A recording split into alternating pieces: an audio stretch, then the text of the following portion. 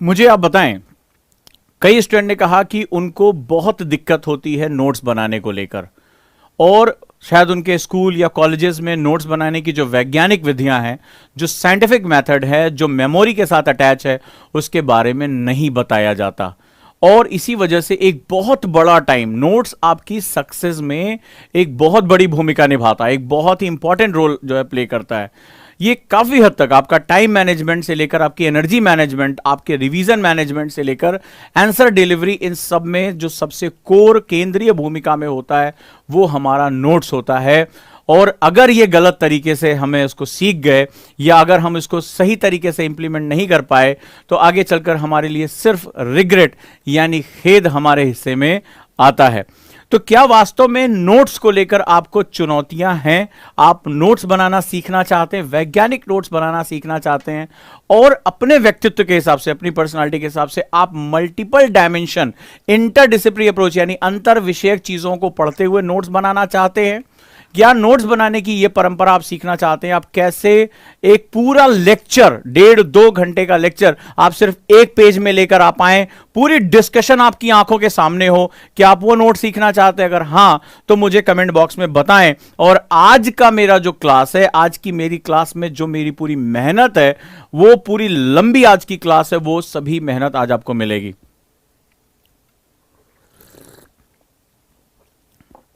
Yes, are we ready? क्या ये आपकी बहुत बड़ी नीड है कि मेरे स्टूडेंट, मैं आपको प्रैक्टिकली दिखाऊंगा, मेरे स्टूडेंट क्लास के साथ साथ पूरी की पूरी 1.5-2 घंटे की क्लास को सिर्फ एक पेज में लिखते हैं। बहुत मजेदार नोट्स आपको प्रैक्टिकल सैंपल के साथ दिखाऊंगा, राइट?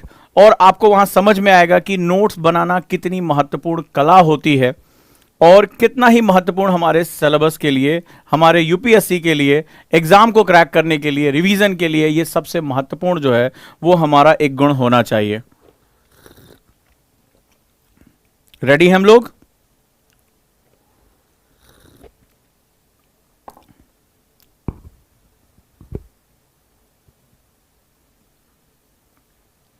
डन है दोस्तों।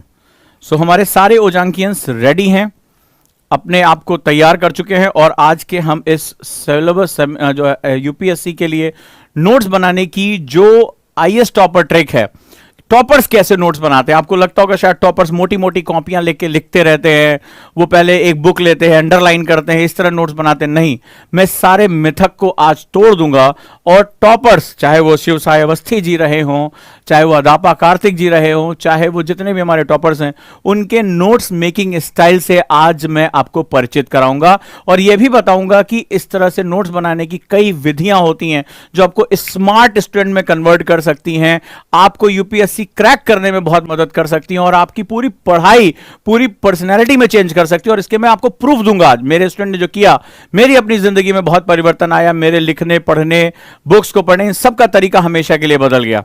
और किस तरह से मैंने इस मेथड को अपनी एकेडमी में अपने जो है बच्चों के साथ उसको जोड़ा है, उसके साथ काम किया है, वो आज हम लोग जो है वो बात करने जा रहे हैं। चलिए दोस्तों, आगे बढ़ते हैं, और आज हम लोग LWMI नोट्स के मेथड के बारे में समझते हैं कि किस तरह एकेडमी में हम लोग बात करते हैं। सबसे पहले हम समझते हैं कि नोट्स बनाने की वैज्ञानिक विधियां क्या होती हैं, यूपीएससी टॉपर से लेकर विश्व के अलग अलग हिस्सों में नोट्स को कैसे बनाया जाता है, और नोट्स को कैसे प्रोपगेट किया जाता है। तो नोट्स मेकिंग मेथड में अगर हम बात करें, आप चाहें तो लिख भी सकते हैं, मेरे साथ अलग अलग चरणों में आप अपने हिसाब से ये चीजें सीख सकते हैं, और ये क्रमगत विकास के नोट्स हैं दोस्तों। तो लिखिए, नोट्स मेकिंग मेथड्स में अगर हम लोग नोट्स बनाने के तरीकों की बात करें, तो जो ये स्मार्ट नोट्स हैं, ये वो परंपरागत नोट्स नहीं है जो कोचिंगों में आपको दिए जाते हैं, भारी भरकम पीडीएफ दिए जाते हैं, घंटों आपको लिखाया जाता है, लिखो अब ये फलाना ढिकाना, पृथ्वी ऐसी है, पृथ्वी वैसी, और आप जो है वो लिख कर लाते हैं, फिर घर जाकर उसको हाईलाइट करते हैं, फिर दोबारा किसी और कॉपी में नोट्स बनाते हैं। हम यहां बात कर रहे हैं स्मार्ट मेथड्स की, हम बात कर रहे हैं क्विक टाइम में टीचर बोलता जा रहा है और मेरे स्मार्ट नोट्स रेडी होते चले जा रहे हैं, और मेरे नोट्स जैसे ओजांकियंस की जानते हैं आप बात, मैंने फोटो भी शेयर की थी कि मेरी क्लास में मेरे बच्चों के जो नोट्स होते हैं वो कॉपियों में नहीं होते हैं, दीवारों पे होते हैं, ताकि हर समय वो उसको रिवाइज कर सके, उसमें जो है वो कुछ ऐड ऑन कर सके। तो लेट्स स्टार्ट इट, हम लोग शुरू करते हैं इसको। नोट्स मेथड्स के 4 प्रमुख विधियां होती हैं जिसको हम लोग स्मार्ट नोट्स मेकिंग कहते हैं। पहले को हम लोग बोलते हैं LWMI, जिस मेथड को मैंने आज से 3 साल पहले डेवलप किया था।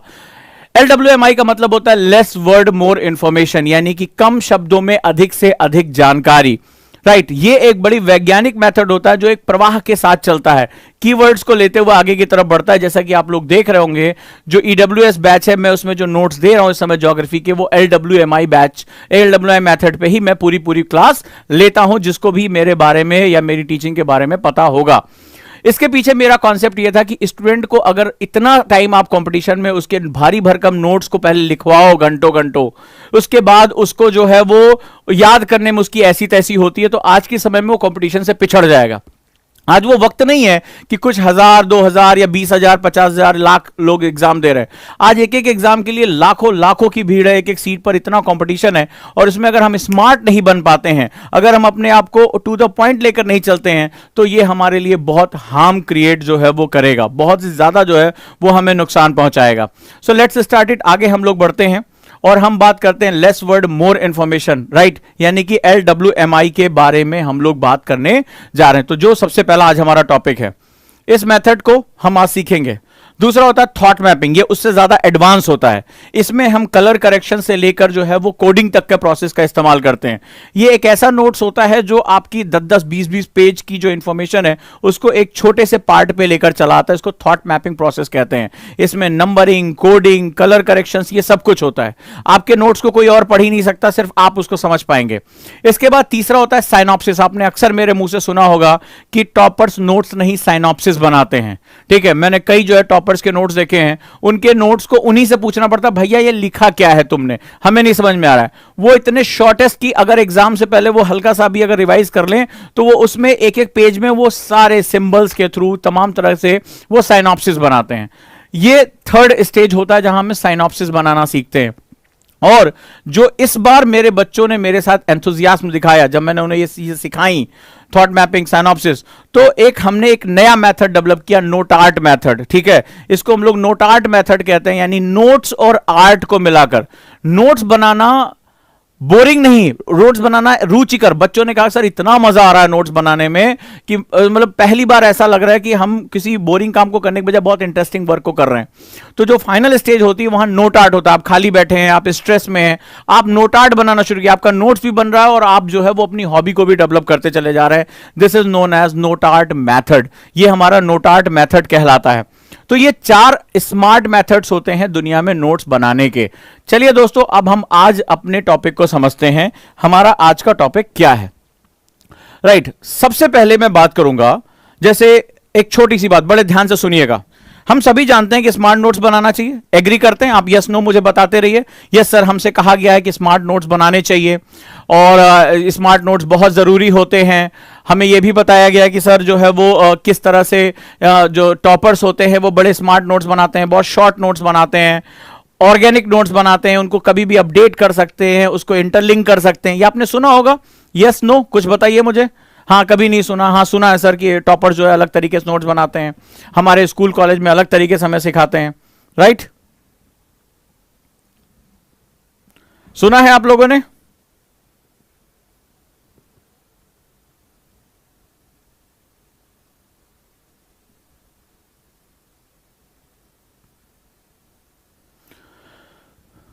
लेकिन हम इतना जानने के बाद नोट्स क्यों नहीं बना पाते? इतना जानने के बाद हम नोट्स क्यों नहीं बना पाते? हम अपने टीचर से दबाव देते हैं कि बने बनाए नोट्स आप मुझे दे दो, मैं उसको पढ़ लूंगा, राइट। तो किताबें भी अवेलेबल हैं, टीचर कहां से नोट्स बनाता है? अपनी किताबों से ही तो नोट्स बनाता है। तो ये काम आप क्यों नहीं करते? इसके पीछे एक वैज्ञानिक कारण है कि नोट्स बनाने में चैलेंज क्या आएगा। जो मेथड मैं आपको सिखाने जा रहा हूं उसको सीखने में आपको क्या चैलेंज आएगा और कैसे अपनी उस जो बुराई है उसको दूर करके आप अपनी पूरी पर्सनालिटी, ये आपके सोचने के तरीकों को भी प्रभावित करता है। कई बच्चों ने कहा सर हम डिसीजन मेकिंग कैसे जाएं? ये डिसीजन मेकिंग प्रोसेस आपको बताता है, ये बताता है आप एनालिटिकल सोच कैसे डेवलप कर सकते हो। ये सिर्फ किताब से नोट्स बनाने का तरीका नहीं है, ये आपको एक्टिव स्टडी, यानी अगर आप 1 घंटे पढ़ाई करो तो आप 1 घंटे को निचोड़ लोगे, इतना कॉन्सेंट्रेट हो जाओगे, इतना जो है एक्टिव हो जाओगे कि आपकी पूरी क्लास निचोड़ जाएगी इसके अंदर। और मैं आपको प्रूफ के साथ दिखाऊंगा अभी मेरे बच्चों ने इसमें क्या किया, ओजांकियंस ने। और साथ ही साथ आप इसमें देखोगे कि इसमें आपकी ब्रेन की एक्टिविटी कई गुना बढ़ जाती है, एनालिटिकल पावर आपकी बढ़ जाती है, विश्लेषण करने की क्षमता कई गुना बढ़ जाती है। तो चलिए आज हम बात करेंगे नोट्स बनाने में प्रॉब्लम आ कहां रही है, राइट। और सबसे बड़ी बात है थ्योरी ऑफ स्मार्ट नोट्स, यानी स्मार्ट नोट्स का सिद्धांत होता क्या है, प्रिंसिपल क्या है हमारे लिए, हम ये समझते हैं। जैसे आज ही जब मैं क्लास ले रहा था, एक छोटी सी कोई ऐसे ही छोटी सी क्लास थी दूसरे टीचर की, तो उसमें कई बच्चों ने कहा सर वो पीडीएफ नहीं देंगे क्या, आप भी अक्सर मांगते होंगे अपनी कोचिंग, क्योंकि कोचिंगों ने क्या किया, कोचिंग इंडस्ट्री ने ढेर सारा पीडीएफ कल्चर जनरेट कर दिया। पहले ऐसा हालांकि नहीं हुआ करता था, जब अशोक सर, भवानी सिंह जैसे लीजेंड पढ़ाया करते थे तो बच्चा खुद ही अपने नोट्स बना, वो खाली डिस्कशन किया करते। और यूपीएससी एक्चुअली में डिस्कशन का ही एग्जाम है, आप इस बात को समझिएगा। उसमें किसी पॉइंट को लेकर अपने आर्गुमेंट जनरेट करने होते हैं, और जब पूरा ध्यान तुम बैठ के खाली पीडीएफ किसी और के विचारों को पढ़ने में लगाओगे तो आप कभी आर्गुमेंट जनरेट नहीं कर सकते। आर्गुमेंट तो पॉइंट टू पॉइंट चलता है, इसके पक्ष पर, इसके विपक्ष पर, अपने निर्णय की तरफ, संतुलन की तरफ, कंटेम्प्रोरी आइडियाज की तरफ। इसमें यही यूपीएससी है। इसका पूरा जो अर्थ था वो खो दिया गया, वो पीडीएफ कल्चर आ गया। अच्छा, स्टूडेंट भी मांगते सर पीडीएफ देंगे कि नहीं देंगे, सर पीडीएफ देंगे कि नहीं देंगे। अब मैं आपको बताता हूं, इसमें आपको भविष्य में, आज तो ठीक है मजा आएगा, आगे क्या नुकसान होने जा रहा है इसके बारे में बताता हूं। एक बड़ी खूबसूरत बात है एनएलपी में, न्यूरो लिंग्विस्टिक प्रोग्रामिंग में, आई लिसन आई फॉरगेट। लिख लो इसको, मैंने सुना मैं भूल गया। आपको कोई बात बोल रहा हूं, अगर आपने इसको आज लिखा नहीं, अपनी कॉपी में डाला नहीं, थोड़ी देर बाद आपको कुछ याद नहीं रहेगा। क्योंकि मैंने आपको बताया था कि जब हम कोई चीज सुनते हैं तो हमें सिर्फ अपनी मेमोरी में 11% याद रहता है, ओनली 11%। ठीक है, मैं तुम्हें भले चाहे कितनी बाहुबली की कहानी सुनाओ पिक्चर की, थोड़ी देर बाद तुम्हें याद, अरे यार वो क्या नाम था यार, वो उसकी माँ का क्या नाम था यार, वो कौन सा साम्राज्य था यार, वो महिमा, तब नहीं याद आएगा। ठीक है, कोई पिक्चर आपको समझ में नहीं आएगी। तो ये बड़ा सिंपल सा है, ये बात याद रखना, नोट्स में आपको पढ़ाई स्मार्ट होने से रोकता कौन है, इसमें आपको क्लियर हो जाएगा। आई लिसन आई फॉरगेट, मैंने सुना मैं भूल गया। जब आप क्लास में ऐसे बैठे रहते ना, हाँ सर ज्योग्राफी पढ़ा, हाँ, तो आप बस यही काम कर रहे हो, तो और सीधे सीधे आपका मामला साफ हो जाता है, क्लास से निकलने के साथ वो खत्म। आई सॉ आई रिमेंबर, मैंने देखा और मैंने याद किया। भले चाहे याद है कि भाई कटप्पा ने बाहुबली को कैसे मारा, पिक्चर आपने देखा, वो महिष्मती साम्राज्य, कुछ नहीं आपको भूलेगा, कुछ नहीं भूलेगा। ठीक है, तो शिवगामी देवी भी नहीं भूलेगी कि मेरा जो उसमें जो उसका स्टाइल, उसके तो आप क्या होता है, बहुत विहंगम आपको पिक्चर दिखाई गई है। तो आप कोई चीज देखते हो तो आपको याद रहता है, मैंने देखा मुझे याद हुआ। ठीक है, ये मेमोरी का दूसरा सिद्धांत हुआ। लेकिन मुझे तो देश के सबसे टफ एग्जाम में लड़ना है, मुझे अपनी सीट के लिए 1300 लोगों से लड़ना है, अपनी सीट हासिल करनी है। आईआईटी में भी कल मैं आंकड़े देख रहा था तो 10 लाख बच्चे एग्जाम देते हैं, यूपीएससी में 13 लाख लोग फॉर्म भरते हैं, तो बहुत बड़ा अंतर है जो है वो। कसमें मुझे क्या करना पड़ेगा, मुझे थर्ड स्टेज में जाना। आई डू आई लर्न, मैंने करके देखा मुझे याद हो गया, मैंने करके देखा मुझे याद हो गया। तो जो LWMI मेथड जब मैंने डेवलप किया अपने बच्चों के लिए, कि मुझे समझ में आ गया कि ये लोग जो है पीडीएफ वाले हैं, सुनने वाले हैं, इनसे इनका कुछ नहीं होगा, लास्ट में जाकर ये नलिफाई हो जाएंगे।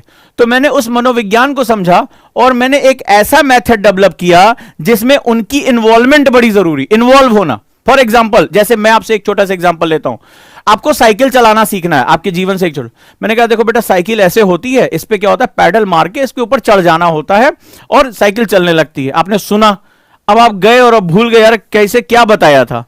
फिर आपने कोई वीडियो देखा कि भाई इस तरह मैंने देखा किसी को साइकिल चलाते हो, ऐसे जो है ऐसे किया चढ़ गया, क्या आप साइकिल चलाना सीख जाएंगे दोनों कंडीशन से? मेरे साथ भी ऐसा हुआ था।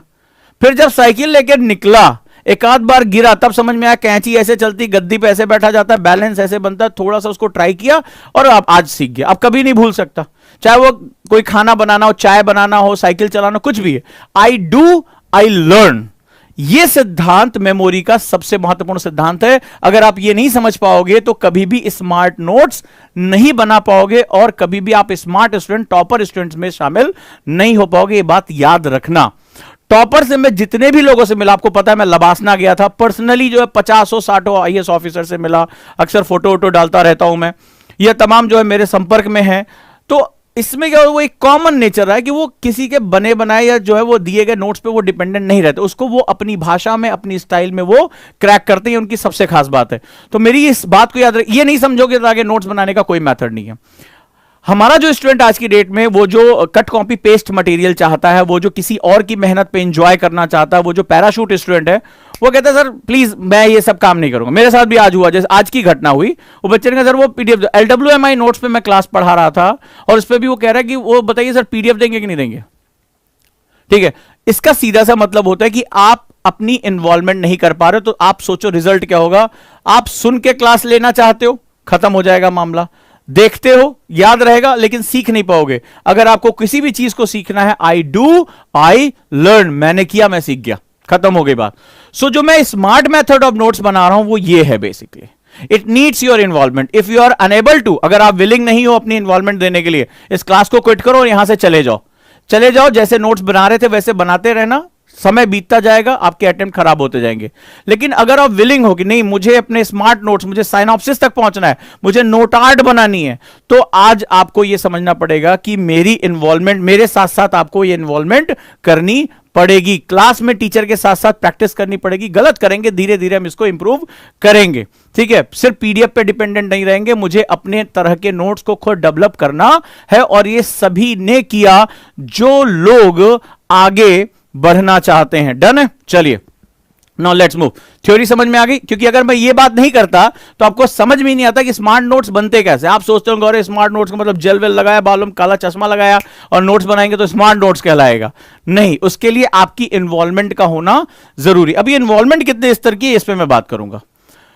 अब सबसे पहले समझते हैं कि नोट्स बनाने में जो आप परंपरागत नोट्स बनाते हैं, वो जो लाइन बाय लाइन बड़े बड़े पैराग्राफ लिखते हैं। एक बच्चे ने कल मुझे फोटो भेजी थी व्हाट्सएप पे, बाप रे बाप इतना लंबा पैराग्राफ लिखा था। मैंने कहा लिख तो दिया, पढ़ोगे कब, पढ़ोगे कब। मैं प्रैक्टिकल एग्जांपल दे रहा हूं। मैं एक जगह पढ़ाने गया था तो एक बच्चा इतना खूबसूरत नोट्स लेकर आया था, मैं अक्सर उसको क्लास में भी बोल चुका हूं, इतना खूबसूरत नोट्स, मतलब देख के ज्योग्राफी का मजा आ गया। 3 दिन तक उसने कहा 3 दिन मेहनत करके नोट्स बनाया। मैंने उसमें एक सिंपल सा क्वेश्चन बोला, बताओ ये नदी कहां से निकल रही है, इसका ट्रिब्यूटरी कौन सी है। बोला सर अभी बनाया है, पढ़ा नहीं है। मतलब तुमने 3 दिन इतना समय लगाया, खूबसूरत बनाया, लेकिन तुम्हें पता ही नहीं उसमें क्या लिखा है। तो यूपीएससी कहता है जो तुम्हारे दिमाग में वो मेरा, तुम्हारी कॉपी से उसको कोई लेना देना नहीं है। ठीक है, तो अब यहां पर जो सबसे बड़ी गलतियां होती, मेजर मिस्टेक, बिगेस्ट मिस्टेक जो होती है नोट्स मेकिंग में, वो क्या होती है। नंबर 1 सबसे बड़ी बात, हम ज्यादातर नोट्स पैराग्राफ में बनाते हैं। और अब जरा देखो, इसको मैं बोलता हूं अपनी क्लास में, मेरी क्लास में सभी स्टूडेंट को ये पता होगा, मैं इसको पैसिव स्टडी बोलता हूं। क्या बोलता हूं, पैसिव स्टडी। और रिपोर्ट्स कहती हैं, स्टडी कहती है 94% स्टूडेंट यही वाली स्टडी करता है। पैसिव स्टडी क्या होती है, टीचर कुछ बोल रहा है, हाँ बेटा ये देखिए ये जो पृथ्वी है इसमें ऐसी ऐसी चीजें हैं, और आप ऐसे थोड़ी देर में देखो, ध्यान से ऐसे देखते हो, ऐसे देखते रहते हो, फिर आंखें थोड़ी सी 15 मिनट बाद वो लोरी सी सुनाई पड़ती, फिर आंखें थोड़ी सी डब डब डब डब होती, फिर ऐसे, फिर अच्छा अच्छा टीचर देख रहा है, ठीक है, फिर थोड़ा सा कोशिश करते हो, फिर आंखें ऐसे ऐसे होती हैं। ठीक है, ऐसे ही होता है मोस्टली। थोड़ी देर बाद आपको क्लास में क्या होता है, आपको नींद आने लगती है, क्योंकि आपकी बॉडी जैसे ही 10-11 मिनट के बाद आपकी बॉडी शिथिल हुई, आपके जो है वो एक आपके सिंबल चला जाता है, हर चीज का साइंस है, वो तुरंत बताएगा कि आप रिलैक्स अवस्था में हो। तो रिलैक्स अवस्था का सिंबल जैसे ही जा रहा है, आपकी जो स्पाइन है धीरे धीरे आप ऐसे लुढ़कना शुरू होते हो, ऐसे सिकुड़ना शुरू होते हो, तुरंत ये होता है कि now it is time to recovery the cell. आप जो है वो आपकी बॉडी में ऑक्सीजन सप्लाई लानी है, सेल्स को रिकवर करना, और आपको धीरे धीरे नींद आने लगती है। और आपका ब्रेन जो है सल्गिश हो जाता है, आपकी जो ब्लड सप्लाई है वो इंटरनल ऑर्गन्स की तरफ चली जाती है, जबकि आपके दिमाग को सबसे ज्यादा ब्लड सप्लाई की आवश्यकता, ऑक्सीजन की आवश्यकता पड़नी चाहिए जब आप एक्टिव होते हैं। 20% ऑक्सीजन अकेले ले लेता है ये। तो आप तो पैसिव हो गए, अब तो बस क्या होगा, अब थोड़ी देर में आपको झपकी आने लगेगी। दूसरा, मैंने देखा है कई बच्चे जो होते हैं लाइन बाय लाइन उसको रगड़ते रहते हैं, रंग रखते हैं, फिर उसके बाद उसको उठा के कॉपी में एज इट इज लिख देते हैं। तो सबसे बड़ी बात होती है, पैराग्राफ में आप लिखते हो, नॉन इन्वॉल्वमेंट होती है, इसमें आपका कोई इन्वॉल्वमेंट होता है। आपने कई बार नोटिस किया होगा, ईमानदारी से मुझे बताइएगा, कि आप जब नोट्स बना रहे होते तो आपको यह भी नहीं पता होता है कि हम क्या लिख रहे हैं। आज आप उठे बिपिन चंद्र, उसमें लिखते चले जाओ, हाँ हाँ हाँ, उसमें आपके दिमाग में कुछ और चल रहा है। कई लोग तो गाना वाना कान में लगा लेते हैं, नोटिस किया कि नहीं, सॉन्ग्स लगा लेते हैं कि सॉन्ग्स भी सुन रहे हैं, या बगल में यूट्यूब पे कोई गाना चला लिया और उसमें जो है वो बना रहे हैं। आप यूपीएससी का नोट्स बना रहे भाई मेरे, आप अपने जीवन के सबसे इंपॉर्टेंट नोट्स बना रहे हैं, और आपके बहुत सी चीजें चल रही, गाने भी चल रहे हैं, हाँ या ना मुझे बताते रहिएगा। ईयरफोन लगा लिया, गाने चला लिए, और उस पर लिखते जा रहे हैं। कई बार जो है वो बस मैं बहुत पढ़ रहा हूं, आज मैंने 6 घंटे नोट्स बनाए, अपने आप को बताते हैं, और उस नोट्स में क्या लिखा है आपको पता ही नहीं है। वो किताब से आप कॉपी में लिख के, वो इससे अच्छा बेचारे पब्लिशर ने उसको प्रिंट करके रखा था, उसको वहीं रहने देते। ठीक है, होता है कि नहीं होता है, राइट? मुझे बताइएगा, अगर ये चीजें, ये मैंने आपके जीवन से मैंने स्टडी करके निकाली है। ईयरफोन लगा लिए, गाने पे ध्यान है, अच्छा ना मिलो तो हम बेचैन हो जाएं, इस तरह के गाने बज रहे हैं, आप बड़ा खुश हैं उसके साथ, हनी सिंह के गाने सुन रहे हैं, मस्त उसके गाने गुनगुना भी रहे हैं, नोट्स भी बना रहे हैं। जबकि द वन थिंग में जो है वो राइटर ने लिख लिया है कि हम दो काम एक साथ कर ही नहीं सकते। हमारा दिमाग सिर्फ एक जगह कॉन्सेंट्रेट, कॉल न्यूपोर्ट ने डीप फोकस में लिखा है कि you need a very focus approach for the 45 minutes. 45 minute ही आपका दिमाग हाईली कॉन्सेंट्रेट होता है, आपको केवल उस पर पूरा एक ही काम पे आपको ध्यान रखना चाहिए। ये बेचारे लिख लिख मर गए, आपके ऊपर कोई फर्क नहीं पड़ रहा, आप गाने भी सुन रहे हो, थोड़ा सा झूम भी लेते हो, लिखने के बाद आपको पता ही नहीं रहता आपने क्या लिखा। बड़ा खुश हुए कि आज तो मैंने खूब लिखा, खूब पढ़ाई की। और कई बच्चे तो ये भी होता है रिफिल देखते हैं ऐसे खोल के, अबे रिफिल हुआ कितनी खत्म हुई, हुआ है कि नहीं हुआ है, सबके साथ, हमारे साथ भी हुआ है। रिफिल खोल के देखते हो, अरे भाई साहब रिफिल यहां तक पहुंच गया, तो मैंने खूब पढ़ा, खूब लिखा, कल मैं ये पूरी रिफिल खत्म कर दूंगा। ऐसा हुआ है कि नहीं हुआ है, ईमानदारी से बताना, यस और नो, हुआ है ना। तो एक्चुअली में क्या होता है, साइकोलॉजिकल होता है। पर पर्पस क्या होना चाहिए था, तुम्हारा चाहे 2 घंटा हो, मेरी बात को बुरा लगे तो कोई बात नहीं, जरूरी है बुरा लगना, दिल पे लगेगी तभी तो बात जो है आगे बढ़ेगी। चाहे 3 घंटा आपने लगाया हो, ये पूरा टाइम जो है उस 365 दिन में जो आपको मिला है कंपटीशन के लिए, या जो भी आपने टारगेट बनाया है, उसमें से निकल गया कि नहीं निकल गया। और ऐसे अगर आपने 50 बार ऐसे आपने किया तो सोचिए आपने कितना समय अपना बर्बाद कर दिया हमेशा के लिए, और बोझ ले लिया अपने अपने सर पे। क्लियर है, ये बेसिक गलतियां होती है जो हमसे कोई नहीं बताता, ये जब एग्जाम में हम पहुंचते तब पता चलता है। पहला। दूसरा, बोरिंग बहुत ज्यादा होता है और यूनिलैटरल होता है। हमारे दिमाग का बेसिक स्ट्रक्चर जो होता है, हम लोग जो न्यूरॉन्स होते हैं वो मल्टी डायमेंशनल होते हैं। आप इंटरनेट पे चले जाओ और उसमें एक वर्ड डालना आइडिया, वर्ड टाइप करना गूगल में, अभी कर सकते हो आइडिया। जैसे तुम आइडिया वर्ड टाइप करोगे उससे रिलेवेंट क्या होता है, गूगल सर्च करके तुम्हें पिक्चर बता देता है। जरा ध्यान से देखना, उस आइडिया पे जब आप पिक्चर पे इमेजेस पे क्लिक करोगे, इमेज क्या आती है, ऐसे आता है। देखो ध्यान से, लॉजिक दे रहा हूं, लॉजिक को समझना। ये है हमारा बल्ब, इस तरह से आता है, उसमें ऐसे क्या होता है, ऐसे आपने देखा होगा बल्ब के साथ ऐसे ढेर सारा प्रकाश निकल रहा होगा, आइडिया। या दिमाग में ऐसे क्या होता है, ऐसे चक्का बना होता है, ढेर सारा चक्का। इसका मतलब है idea is a multi dimensional approach. जो विचार होते हैं वो बहुआयामी होते हैं। आप कोई चीज सोच रहे होते हैं, अरे यार आइडिया आ गया, यानी आप उसके बहुआयामी जो है वो दर्शन की तरफ जाते हो। राइट और रॉन्ग, अभी आप गूगल पे जाके चेक करके देखा, मुझे बता सकते हो। राइट, आपको तुरंत के तुरंत लॉजिक मिल जाएगा। इसी तरह की फोटोज आपकी इमेजेस आ रही होंगी कि नहीं आ रही होंगी। तो इसका मतलब है कि हम जो नोट्स बनाते हैं वो क्या होता है, पैराग्राफ टू पैराग्राफ बनाते थे, बोरिंग। कल को सबसे बोरिंग मैंने वर्ड क्यों किया, जब आप इसको जब दोबारा पढ़ने बैठते हो, अरे यार इतना पढ़ना, इतना मोटा मोटा नोट्स, इतना मोटा मोटा नोट्स, किताब से भी ऊपर निकल जाता है, इतना पढ़ना पड़ेगा, ये इतना रिवीजन करना पड़ेगा। छोड़ यार, रिवीजन बाद में। आप जानते हैं कि आपके टाइम टेबल में जो सबसे ज्यादा चीज स्किप होती है वो कौन सी होती है, आप आगे किताब पढ़ लेते हो सब कुछ, रिवीजन आपका स्किप होता है कि नहीं होता है। मेरे पास मैसेज आएगा, सर रिवीजन करने का मन नहीं करता, सर रिवीजन नहीं हो पा रहा है सर। और जितने लोगों ने प्री दिया वो जानते हैं कि सबसे ज्यादा उनका सिलेक्शन इसलिए नहीं है क्योंकि उन्होंने नेगेटिव मार्किंग कर दी थी। और नेगेटिव मार्किंग इसलिए की थी, कोई जानबूझकर थोड़े ना गलत निशान लगा के आता है, चल यार हम तो खतरों खिलाड़ी हैं, आज हम ड्यू पी कर आए हैं, ठीक है चलो तूफानों से खेलते हैं। नहीं, वो इसलिए क्योंकि उनको थोड़ा सा याद आ रहा था, थोड़ा सा भूल गया था, रिवीजन की प्रॉब्लम थी, माथे पे हाथ मारा, अबे यार ये कॉपी में लिखा था, पढ़ लिया होता तो ये क्वेश्चन मेरा सही हो जाता। राइट और रॉन्ग मुझे बताते जाओ, जहां जहां मैं सही हूं यस लिखकर मुझे बताते रहो कि हाँ सर बिल्कुल सही कह रहे हो, पकड़ ली है नब्ज आपने, इलाज अब बता देना डॉक्टर साहब। चलिए अगला क्या होता है, जो सबसे बड़ी प्रॉब्लम है, जो टॉपर्स इसको इसीलिए अवॉइड करते हैं, वो होता है ये स्टैटिक इन नेचर, इनऑर्गेनिक होता है, सबसे बड़ी प्रॉब्लम है। यानी जैसे फॉर एग्जांपल, अब जरा ध्यान से समझो, आपने एक मोटी सी कॉपी ली और आपने लाइन बाय लाइन ऐसे लिखा, खूब दबा के, नोट्स ऐसे बनाते हो ना, बहुत अधिक होगा, पैराग्राफ चेंज कर दोगे या पॉइंट्स में लिख दोगे। अब हुआ क्या, आज आपने पर्यावरण के बारे में लिखा, फॉर एग्जांपल कुछ भी आ गया, जैव विविधता के बारे में आज आपने नोट्स में, बड़े मेहनती हैं आप। अब आज से, चूंकि प्रक्रिया ऐसी तो है नहीं कि आज नोट्स बनाओगे कल एग्जाम देके चले आओगे, प्रक्रिया साल, 1.5 साल, 2 साल आपको टाइम लगना है। अब क्या हुआ, आज से 1 साल बाद, 1 वर्ष बाद, अब कुछ बहुत इंपॉर्टेंट रिलेवेंट कोई सम्मेलन हुआ, कुछ उसमें बड़े डिसीजंस लिए गए, भारत की इन्वॉल्वमेंट उसमें हुई, भारत ने बड़े अच्छे इनिशिएटिव लिए उसमें। अब ये उसी से जुड़ी एक खबर है। मुझे बताओ कि जब तुम ये लाइन बाय लाइन बनाओगे तो क्या इसमें वो इंफॉर्मेशन ऐड कर पाओगे, मुझे आप बताओ। क्या इंफॉर्मेशन बड़ी हो सकती है, एनालिटिकल हो सकती है, कॉम्प्लेक्स हो सकती है, क्या उसमें आप जो है, राइट, क्या उसमें आप जो है वो ये इंफॉर्मेशन ऐड कर पाओगे जब आप ये लाइन बाय लाइन नोट्स बना रहे हो, पैराग्राफ बाय पैराग्राफ, जिस तरह से आप नोट्स बनाते हो, जोड़ पाओगे? नहीं ना, नहीं जोड़ पाओगे। कहां जोड़ोगे, जगह ही नहीं है। अब आप क्या करोगे, एक कॉपी के बाद दूसरी कॉपी में रखोगे। अच्छा, आप लोग ये जानते हैं कि यूपीएससी इंटरडिसिप्लिनरी है, वो चीजों को जोड़कर पढ़ने के लिए आपसे कहता है कि दो अलग अलग टॉपिक्स को जोड़ के पढ़ना या दो अलग अलग सब्जेक्ट्स को जोड़ के पढ़ना। अब इसमें आप उसमें एड ऑन कर ही नहीं पाओगे, उसमें जोड़ ही नहीं पाओगे। आप एग्जाम से पहले जब स्ट्रेस इतना ज्यादा होता है तो आपने एक कॉपी मान लो पढ़ भी ली तो दूसरी इंफॉर्मेशन आप पढ़ ही नहीं पाए, एग्जाम में आप रिलेवेंट डाटा नहीं लिख पाओगे और नतीजा क्या होगा, आपके हाथ से वो मौका निकल जाएगा। क्लियर है? चलिए अगला, सबसे बड़ी जो दिक्कत होती है, ये जो भारी भरकम नोट्स आप बनाते लाइन बाय लाइन, इसमें रिवीजन और एसोसिएशन की दिक्कत होती है। इसको रिवीजन करना ही सबसे खतरनाक काम होता है, क्योंकि रिवीजन के लिए मेरी इन्वॉल्वमेंट होना, मैंने तो नींद की अवस्था में मैंने नोट्स बनाए थे, अंडरलाइन इतना कर दिया था कि समझ में नहीं आ रहा था कि राइटरवा ज्यादा लिखा कि हम ज्यादा लिख दिए उससे। नोट्स कई बार इतने भारी भरकम होते हैं, हर चीज को उठा के डाल देते हैं और लगता है कि मैंने तो बड़ा जादुई नोट्स बनाया है। ठीक है, खुद ही जो इतना परेशान होते हैं, किताब को इतने कलर में रंग देते हैं कि पब्लिशर खुद ही भूल जाता है ससुर किस कलर की किताब थी ये। वो खुद ही मतलब लाल पीला नीला काला जितने तरह के हाइलाइटर मिलते हैं सब धगा धक धगा, हर चीज इंपॉर्टेंट होती है।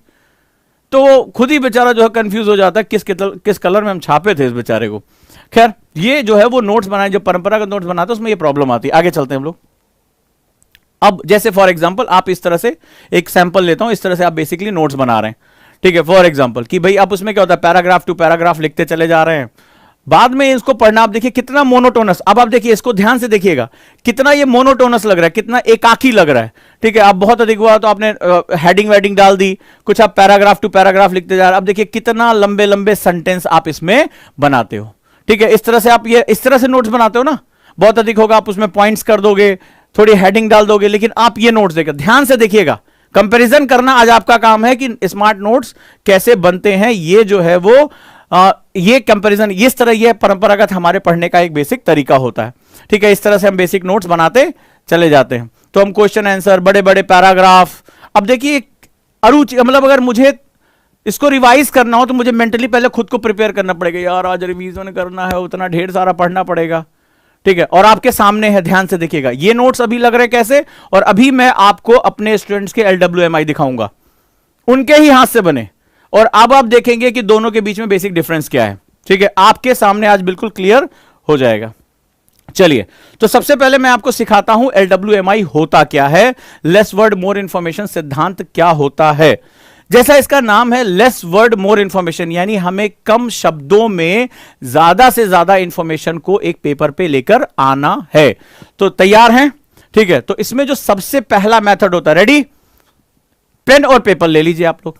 चलिए तैयार करिए पेन और पेपर।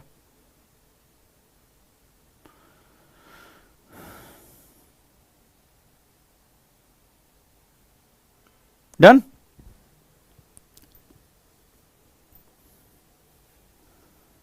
चलिए, सेंट्रल टॉपिक। अब LWMI का पहला सिद्धांत जो होता है, you have to identify the central topic. आपको केंद्रीय टॉपिक को डिफाइन करना होगा कि मेरा किस मुद्दे पर बात होने जा रही है। ठीक है, उसको आइडेंटिफाई होगा, उसको अपने पेपर के सेंट्रल पॉइंट पर लेकर आना पड़ेगा LWMI पे, या पेपर की शुरुआत जहां हो रही है वहां से आपको LWMI पे लेकर आना पड़ेगा। और ये जो सेंट्रल टॉपिक होता है, ये बेसिकली कीवर्ड होना चाहिए। फॉर एग्जांपल कुछ भी ले लें, मान लो मैं कृषि को ले लेता हूं, एग्रीकल्चर। अब कृषि मेरा आज का, मेरे टीचर मुझे कृषि पढ़ाने जा रहे हैं, या आज का डिस्कशन एग्रीकल्चर पे है। सो agriculture is my theme point, इसको थीम भी बोलते हैं, सेंट्रल पॉइंट भी बोलते हैं, या सॉइल हो सकता है, इंटीरियर ऑफ द अर्थ हो सकता है, कृषि में समस्याएं हो सकती हैं, किसान आत्महत्या हो सकता है। जिस भी टॉपिक पे मैं बात करने जा रहा हूं वो मेरा थीम पॉइंट है, और मुझे पूरे सेगमेंट्स को इसी के आसपास रन करना है। क्लियर है? पहला हमारा पॉइंट जो है वो निकलकर आ गया। सो ये हमारा कीवर्ड होता है, की मतलब कुंजी वाक्य, इसी के आसपास पूरी कहानी को रन करा जाएगा। बड़े ध्यान से इस बात को समझिएगा। चलिए नेक्स्ट आ जाते हैं। अब कई बार ये लगता है, जैसे कई बच्चे क्या होता है, ऐसे जो है वो नोट्स बनाए, अच्छा चलो कृषि लिख देते हैं, ऐसे कृषि लिखा, और इसमें क्या हुआ, मैंने देखा कई लोगों ने मुझे भेजा, खासतौर पे जो मेरे अभी नए बच्चे आए जिनको अभी मैंने नहीं सिखाया था, वो बना बना मुझे भेज रहे थे। उनको मैं मना कर रहा था कि अभी इस पे हाथ मत डालो, स्टेप बाय स्टेप हम चलेंगे। तो वो क्या होता है, इसे कृषि में ये हो गया, कृषि में ये हो गया, कृषि में ये हो गया, कृषि में ये हो गया, ये कृषि में ये हो गया, ऐसे किया, सरकार ने योजना चलाई, इतना बजट दिया, ये किया। इस तरह से हम नोट्स बनाते हैं। कई बार इस तरह से हम दिमाग लगाते हैं, हमें लगता है कि ऐसे जो है वो आड़ी पड़ी लेखाएं डाल दो तो उससे हमारा नोट्स तैयार हो जाएगा। गलत। यह पूरी वैज्ञानिक विधि है और उसको बहुत वैज्ञानिक तरीके से तैयार किया जाता है। इसमें मैंने कहा ना कि मुझे अपनी इन्वॉल्वमेंट करनी, हर पॉइंट पर मेरा दिमाग इन्वॉल्व होगा। तो चलिए अब हम समझते हैं कि इसको स्पाइडर बोलते हैं। ये क्या होता है? स्पाइडर था जो मैंने बनाया था। स्पाइडर नहीं, LWMI, less word more information. इसमें दूसरा सिद्धांत है, जब कीवर्ड हम आइडेंटिफाई कर लेते हैं तो हम हुकिंग करते हैं। हुकिंग का मतलब होता है हैंगर, ठीक है? जैसे आपको कपड़े टांगने तो आपको हैंगर की चाहिए होता है। इसमें क्या होता है, जो सिद्धांत होता है, ध्यान समझिएगा, लेस वर्ड मोर इंफॉर्मेशन, कम से कम शब्दों में मुझे पूरी जानकारी लेनी है। इसका मतलब है कि मुझे इसमें सेंटेंस स्ट्रक्चर को तोड़ना पड़ेगा, वाक्य की अवसंरचना को तोड़ना पड़ेगा। जैसे मैंने कहा भारतीय कृषि वर्तमान समय में मुश्किलों से गुजर रही है, एक ये मेरी लाइन हो गई। अब मुझे तुमसे अपनी बात कहने के लिए मैंने कहा भारतीय कृषि मुश्किलों से गुजर रही है, लेकिन जब मैं इसको LWMI नोट्स में लेकर आऊंगा, या मैंने कहा कि अभी प्रधानमंत्री ने कृषि विकास के लिए नई योजना लॉन्च की है, जब मैं इसको LWMI पे लेके आऊंगा तो इस सेंटेंस को मैं तोड़ दूंगा। मुझे इसमें ग्रामर की जरूरत नहीं पड़ेगी, यानी वर्ब की जरूरत और इसके प्रोवर्ब की जरूरत, हेल्पिंग सेंटेंस की जरूरत, सब्जेक्ट, ये सब मुझे आवश्यकता नहीं रहेगी। मैं कृषि से रिलेटेड जो हुक है, जो महत्वपूर्ण चीज है, उसको मैं टांग दूंगा, हुकिंग कर दूंगा। हुकिंग कैसे की जाती है इसमें ध्यान से, इसमें हैंगर्स बनाए जाते हैं। जैसे मैंने इसकी ब्रांचेस निकालनी शुरू कर, ध्यान से समझना है इसको। अब मैंने कहा कृषि मेरा मुद्दा है, पहला टॉपिक आया कृषि की समस्या। तो अब ये आपके सामने एक लाइन है कि भारतीय कृषि तमाम तरह की समस्याओं से गुजर रही है, ठीक है? भारतीय कृषि तमाम तरह की समस्याओं से उसका सामना हो रहा है। तो मेरे लिए ये आप नोट्स में क्या करेंगे, भारतीय कृषि में बहुत समस्याएं हैं, ऐसे तो लिखेंगे। मेरे लिए पहला पॉइंट होगा समस्या, सिर्फ एक वर्ड, सिर्फ एक वर्ड। अब आपको पूरी लाइन लिखने की आवश्यकता ही नहीं, नो वर्ब, नो XYZ, कुछ भी नहीं। मेरे लिए problem, this is my problem, what is the problem of agriculture, this. वर्तमान समय में भारतीय कृषि के सम्मुख सिंचाई, उर्वरक, बढ़ती हुई लागत और किसानों की घटती हुई आय एक बड़ी समस्या है। यह आपके सामने थ्योरी में लिखा हुआ है, आपने कोई भी बुक पढ़ा या टीचर ने आपको लिखवा दिया, झोंक दिया। मैं अब इसमें क्या करूंगा, अब ध्यान से समझो। बेसिकली जो हुकिंग होती है, या ऐसे नहीं होता है एब्रप्टली जो है चाय चाय चाय लाइनें खींचो और डाल दो। ये हुकिंग फ्लो के हिसाब से होती है, बहुत ही महत्वपूर्ण होता है। मेरी क्लास में जितने भी बच्चे जानते होंगे कि हम एक के बाद एक के बाद एक के बाद लॉजिक पे हम उसको फ्लो बनाते हैं, इसको प्रवाह बोलते हैं। यानी कि मेरे थॉट्स का प्रवाह, इसी में आपकी इन्वॉल्वमेंट होती है। आपका दिमाग जो है वो सोचता रहना चाहिए, अगला पॉइंट मेरा क्या है, मैं इस बड़े सेंटेंस को छोटे बिंदु में कैसे तोड़ूंगा, अगला मेरा क्वेश्चन क्या होगा। इसका सवाल का जवाब दिया IAS टॉपर अदापा कार्तिक ने, जिन्होंने UPSC को टॉप किया था। उन्होंने कहा कि मैं जो ये फ्लो होता है वो निम्नलिखित तरीके से अपने नोट्स में डालता हूं। जब उनका सेमिनार जो है अवेलेबल था, तो उनके सेमिनार में उन्होंने एक बात कही कि मैं जो टॉप, उनसे पूछा गया टॉप करने के पीछे का सबसे बड़ा जो कारण था, कैसे आप इतने कम समय में, क्योंकि वो मेडिकल डॉक्टर भी थे और मेडिकल की वो तैयारी भी कर रहे थे, हार्वर्ड उनके फादर का कि आप हार्वर्ड जाके पढ़ाई करेंगे, उनका नहीं, मुझे UPSC देना है। तो उन्होंने कहा कि मैंने कुछ ये जो फ्लो है, ये प्रवाह है, ये जो किसी भी इंफॉर्मेशन को निकाल लेने के, मैंने कुछ चीजों का प्रयोग किया। फ्लो को तैयार करने के लिए मैंने कुछ बेसिक क्वेश्चन पूछे, ध्यान से इसको समझना। मैंने कुछ बेसिक क्वेश्चन पूछे, जैसे व्हाट क्या है, whom किसका है, वेयर कहां है, why क्यों है, ठीक है, who यानी किसका है, तो ये अब जो है कौन है इसमें। तो ये जो कुछ क्वेश्चंस होते हैं, क्या, क्यों, कैसे, कब, कहां, किसके लिए, ये हम अपने जीवन में अक्सर करते रहते हैं ना। तो सवाल है कि इसको प्रवाह में तय कर दो, ठीक है। इसको हम लोग बोलते हैं लॉजिकल क्वेश्चन अरेंजमेंट, यानी कि जो लॉजिकल क्वेश्चन है उनको यहां पर सेट कर दो, प्रवाह आपका तय हो जाएगा। जैसे कृषि समस्या क्या है, अब समस्या क्या है लिखने की मुझे जरूरत, क्योंकि मेरा notes I do I learn, मैंने किया ना भाई मेरे, तो मुझे पता है इसका मतलब क्या है। तो समस्या क्या है, मैंने कहा सिंचाई भाई, मैंने कहा उर्वरक फर्टिलाइजर, मैंने कहा अगला मुझे क्या है कि भाई लागत, बढ़ रही है लागत। अब मैंने कहा बढ़ती हुई लागत एक समस्या है, आपकी कॉपी में लिखा हुआ है या आपकी किताब में लिखा हुआ है। मैंने कहा लागत बढ़ती हुई, अब ये मेरा नोट्स है यार, खत्म हो गई बात, ये मेरा नोट्स है। लागत के ऊपर प्लस साइन, लागत बढ़ रही है, लागत बढ़ रही है, हो गया मेरा काम। तो मैंने समस्या को आइडेंटिफाई कर लिया। पूछ रहा है समाधान क्या होगा, आगे पूछा गया इसके समाधान के लिए सरकारों को प्रयास करना होगा, कृषि मंडी बनानी होगी, ठीक है। तो समाधान क्या होगा, कृषि मंडी हो गई, सरकार को धन उपलब्ध कराना पड़ेगा, ऋण देना पड़ेगा सस्ता, ठीक है, ये सारे जो है वो जमीन को उर्वरक करना पड़ेगा, फलाना ढिकाना, जो भी समाधान दे रहा है। अब आप देखिए उतने बड़े स्ट्रक्चर को मैं सिर्फ 3 लेयर में लेकर आया, सिर्फ 3 लेयर के अंदर। बस क्या हुआ, मैं सो नहीं रहा था, मैं अब गाना सुन के नोट्स नहीं बना सकता, ये एक खतरा है। तो जो आपके स्पॉटिफाई और जो आपके गानों की पूरी प्लेलिस्ट है वो आपकी बेकार हो जाएगी, इतना खतरा मौजूद है।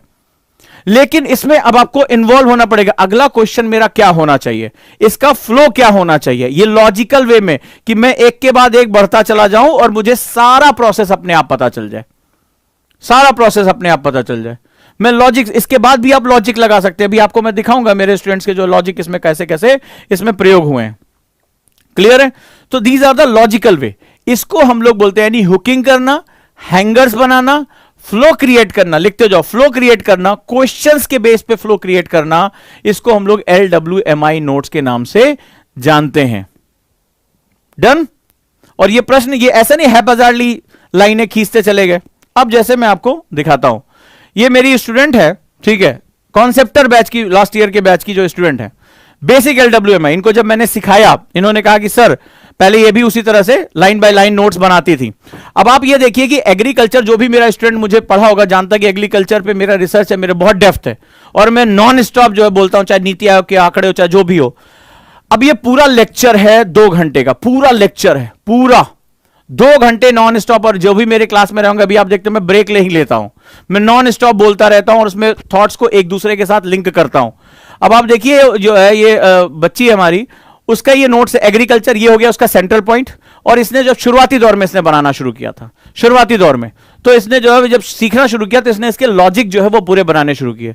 अब आप देखिए ये क्या है, ये प्राइमरी एक्टिविटी है, ठीक है, this is the primary activity. तो कृषि क्या है, एक प्राथमिक क्रिया है, सबसे पहला हमें इकोनॉमी में सिखाया जाता है, ठीक है। अब ये प्राइमरी एक्टिविटी किस पर निर्भर है, कहती है इसमें, जिसमें इसने लाइन लिखा कि इसमें 3 फैक्टर सबसे इंपॉर्टेंट, कहता है फेवरेबल टोपोग्राफी, यानी कि जो मिट्टी या जो ढाल है वो सही होनी चाहिए। दूसरा, वहां की जो मृदा उच्चतम गुणवत्ता की होनी चाहिए, और जलवायु बहुत महत्वपूर्ण होनी चाहिए। फिर अगला कहते हैं कि ये एरेबल लैंड्स के अंतर्गत आती है। फिर कहते हैं कितने प्रकार की कृषि होती है, देखो यहां लिखा टाइप्स, ठीक है, टाइप्स। तो कहता है कि विटिकल्चर, सेरिकल्चर, पिसिकल्चर, हॉर्टिकल्चर, इसने सारा अपना दिया। अब इससे संबंधित क्या आउटपुट है, अब आप सोच के देखिए, ये 2 घंटे से ज्यादा का लेक्चर है और ये सामने दीवार पर है।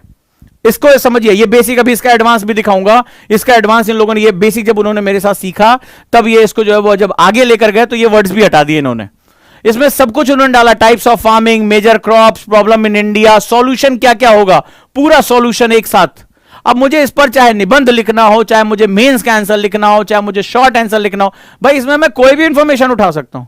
और ये उठाकर इन्होंने दीवारों पे चिपका दिया। इन्होंने, मैंने बोला कि आप सामने दीवारों पर सारे पोस्टर वोस्टर हटाओ, सिर्फ और सिर्फ नोट्स रखो। अब मैं ब्रश भी कर रहा हूं, बाल भी झाड़ो, चलो एक बार रिवीजन मार देते हैं, सामने मेरी आंख के, मैंने रिवीजन मार दिया, मेरे दिमाग में आ गया। अब क्या हुआ, आज से कुछ दिन बाद एक कोई बहुत अच्छी इंफॉर्मेशन है, ध्यान से समझना मैं क्या कह रहा हूं। मान लो सरकार ने अभी कोई नई पॉलिसी लॉन्च की, पिछले वाले कोर्स में था कि मुझे ऐड ऑन करने में मेरी ऐसी तैसी हो जाती। अब इसमें जो है, मान लो सरकार ने अभी सिल्क के खेती पर कुछ इन्होंने नया इनोवेशन किया, सरकार ने एक योजना चला दी।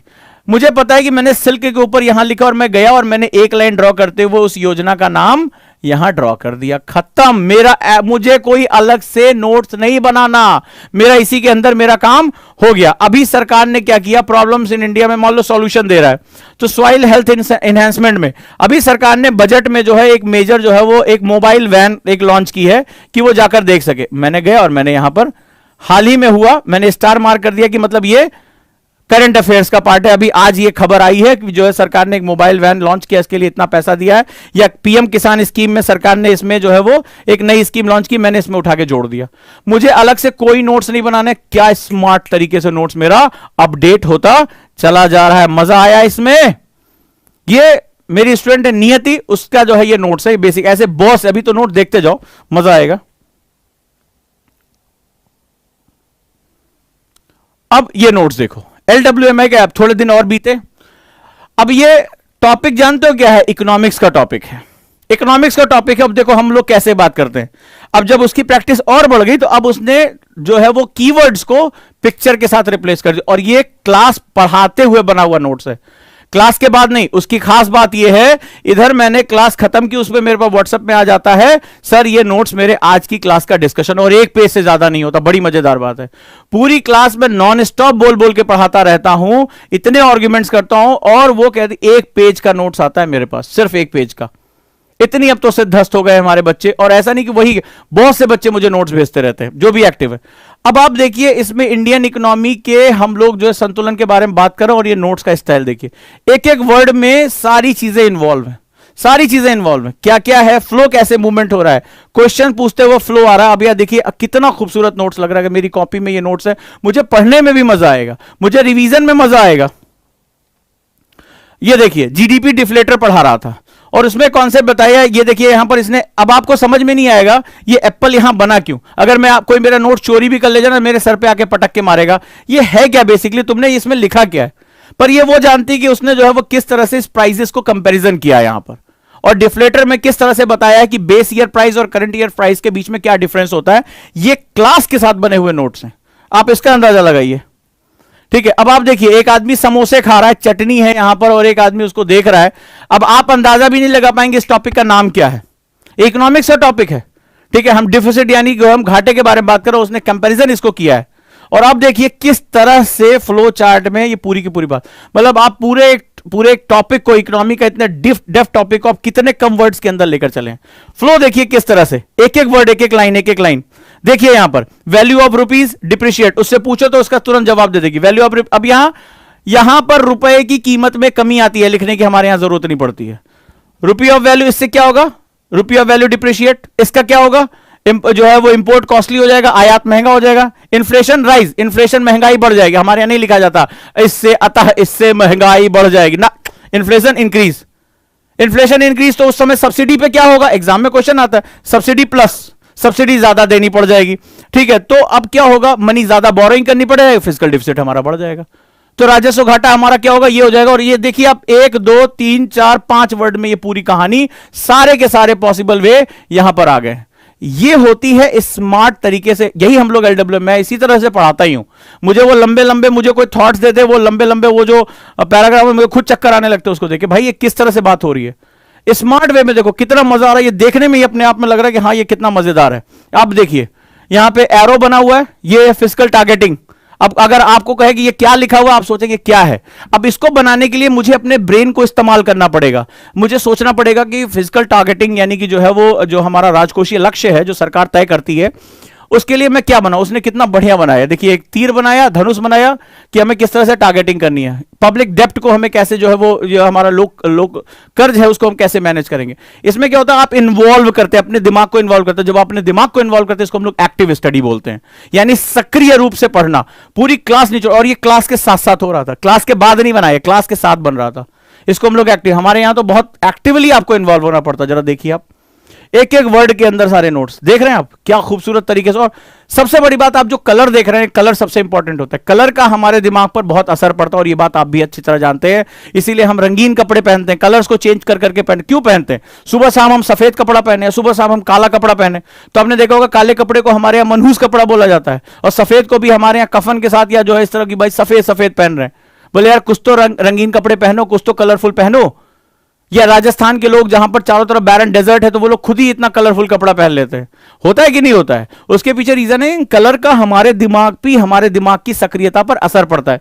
देखिए कितने खूबसूरत लग रहे हैं नोट्स, ये सिंपल फोटो ली गई, ओरिजिनली कितने अच्छे लग रहे होंगे ये, राइट। आप अंदाजा लगाइए, अभी आप देखते जाइए।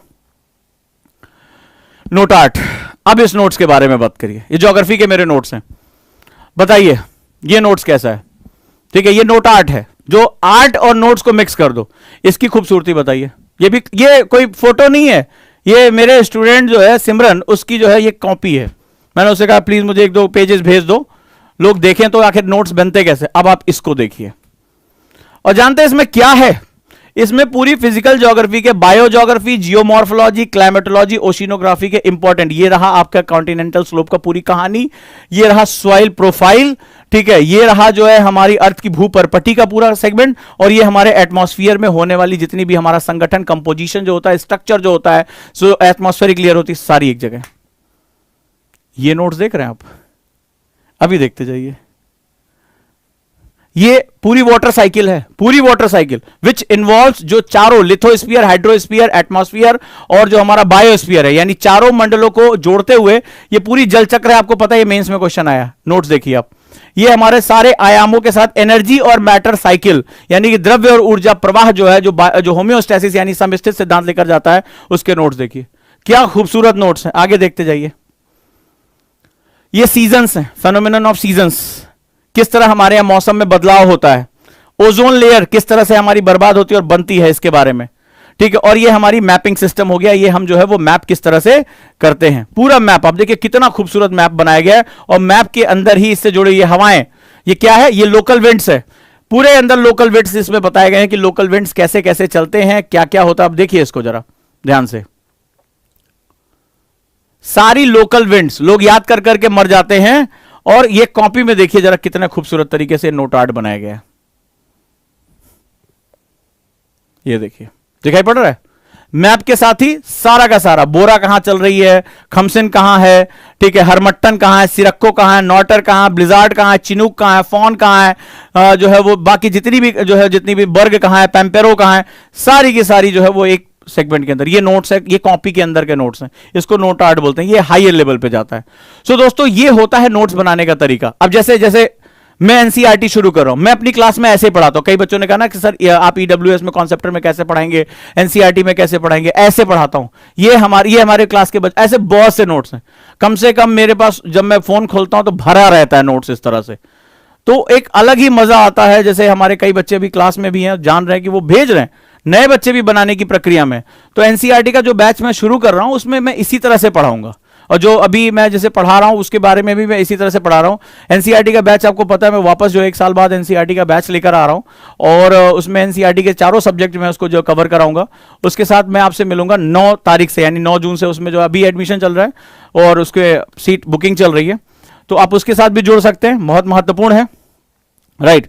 और कैसे पढ़ाने का वहां तरीका क्या होगा, जैसे आपको कि सर एनसीईआरटी में कैसे पढ़ाएंगे, एलडब्ल्यूएमआई कैसे पढ़ाएंगे। अब देख लो मेरी क्लास चलती कैसे, ठीक है, उसमें आपको समझ में आएगा। ये है एनसीईआरटी के नोट्स मेरे, इस तरह से हमारे यहां पढ़ाई चलती है। मतलब पूरे चैप्टर, पूरे के पूरे चैप्टर जो है वो केवल कुछ पॉइंट्स के अंदर कवर होता है, और आपको इसमें कोई पॉइंट छूटेगा नहीं। आप उसमें जितना चाहे ऐड ऑन कर सकते हो कलर के साथ। आप जो है आपको खुद लगेगा यार मेरे नोट्स। और मेरे यहां एक नियम होता है कि हम लोग अपने नोट्स को अपनी कॉपियों में रखने की बजाय हम दीवारों पर रखते हैं, ताकि हर समय हम रिवीजन उसका कर सके, और हमारा एक एक टाइम जो है वो क्या हो सके, यूटिलाइज हो सके। यही होता है नोट आर्ट मेथड, यही होता है एलडब्ल्यूएमआई। अभी तो 2 और मेथड है जो मुझे आपको सिखाने हैं, ठीक है। आप लोगों ने देखे क्लास के स्टूडेंट्स के नोट्स, तो ये बेसिक हमारे इस तरह से हम लोग जो है वो एलडब्ल्यूएमआई कहते हैं कि क्या क्या चीजें हैं, और छोटे छोटे पॉइंट्स में पूरा का पूरा हो जाएगा। आप सोचिए कितने कम टाइम में आप पूरा का पूरा रिवीजन करके निकल जाएंगे दोस्तों।